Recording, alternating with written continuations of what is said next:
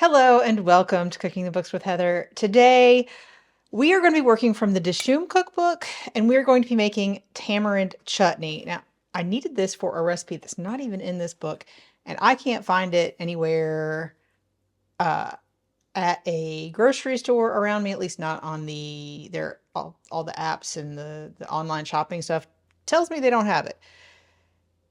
But I happen to have all of the ingredients because I've been cooking from this book, and so we're going to go ahead and make it.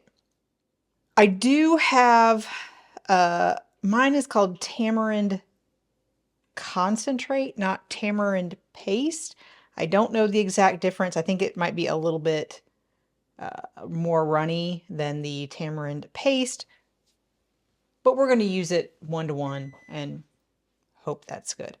So I have in my bowl here some medjool dates that I weighed as per the recipe and roughly chopped. They were already, I bought them seeded, so all I had to do was chop them. And then we're also going to add that tamarind concentrate to this. There's an awful lot of the tamarind concentrate. It was almost the whole container that I bought, but I was glad I had it. There's not an Indian grocery near me. I maybe could find it at an Asian grocery that I've not been to, but we'll see. When I need it more, we will see. I'm trying to get all of this out of here. Now, over these, I'm going to pour this boiling water, which is why we need a heat-proof bowl. I'm sure in England you would use a kettle. I do not have an electric kettle, so I just heated mine up in the microwave. I'm just giving it a quick stir, and we are going to let this stand for an hour. This is not going to be a quick recipe, although it's relatively easy. We'll see. So while these dates are softening and rehydrating and infusing the water with their flavor, I am going to toast some cumin seed just in a dry pan. We've done this a lot, just until they are, what's it say? Until they start to crackle.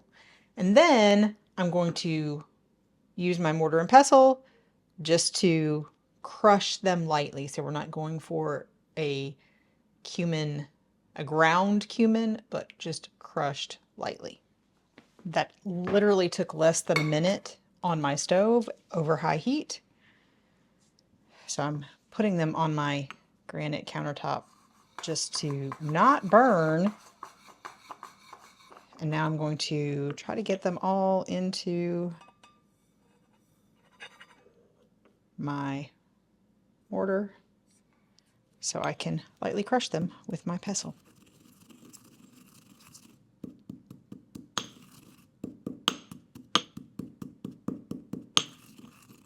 I'm going to call that good. Still have some larger bits in there, but it is absolutely fine.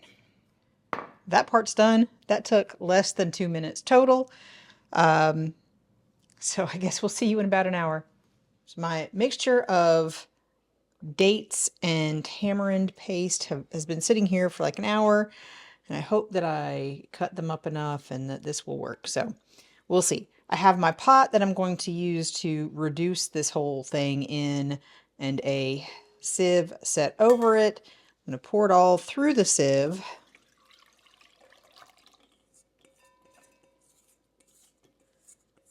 And using a wooden spoon, I'm going to try to get as much of the solids through there as I can. I normally would use a silicone spatula for this, but we're going to do what we can. I think it would have been probably a little bit better had I cut them smaller, but they were hard to cut. Now to this, I'm going to add, this is called jaggery. It is an unrefined cane sugar, so it's a little bit like brown sugar, but it kind of comes in blocks. I bought some that was in blocks about this size all together. So I weighed out how much we needed, and that's that.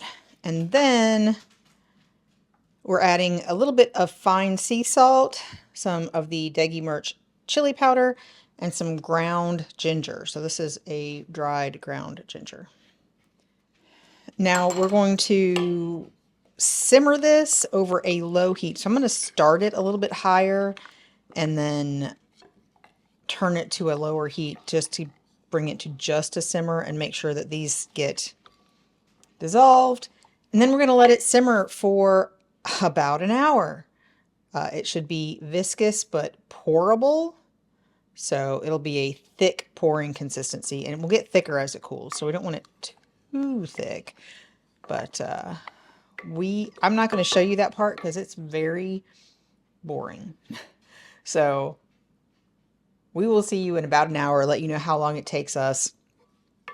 And after that, we are almost done. So see you then. This has been simmering for an hour.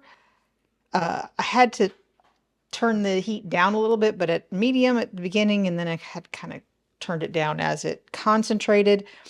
The last thing I need to do is add the cumin that we toasted and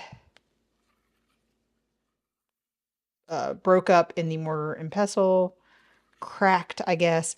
I am going to let this cool briefly before I put it into a glass jar. They say to put it in a warm, sterilized jar. This is clean enough. It's going to be in the refrigerator. I'm sure it will last longer if you sterilize the jar, but it just came out of the dishwasher this morning, so I'm not worried about that. But I don't want to pour it super hot into here. So I'm just going to let it cool briefly, about 5 minutes or so, before I pour it into the jar, put it in the fridge, and I'll be back in just a second to tell you what we used this in and let you know what we think.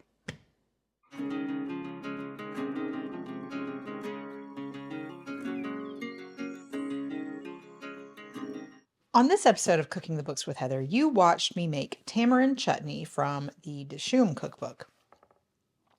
We mostly used that for a recipe that's coming next week, but I also did use it in sort of a barbecue, well, not really barbecue, but an Indian flavored chicken wing sauce.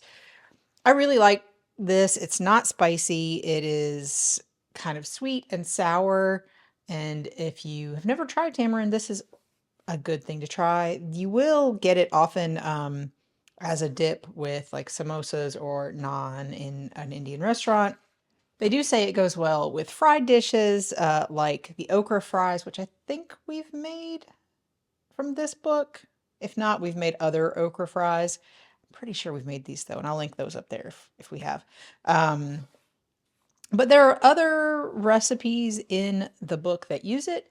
Can't wait to try those out. Now that we've made this, it'll make those easier for me to make.